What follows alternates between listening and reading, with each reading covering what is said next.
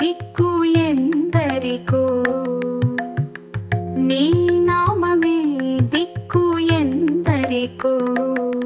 పలసంద్రంపై పవళించిన లక్ష్మీపతుడు వేదనలు బాపును పిలిచినంతనే. పలసంద్రంపై పవళించిన లక్ష్మీపతుడు వేదనలు బాపును పిలిచినంతనే.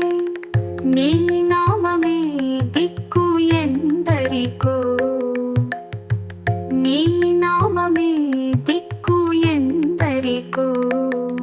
పలసంద్రంపై పవళించిన లక్ష్మీపతుడు వేదనలు బాపును పిలిచినంతనే.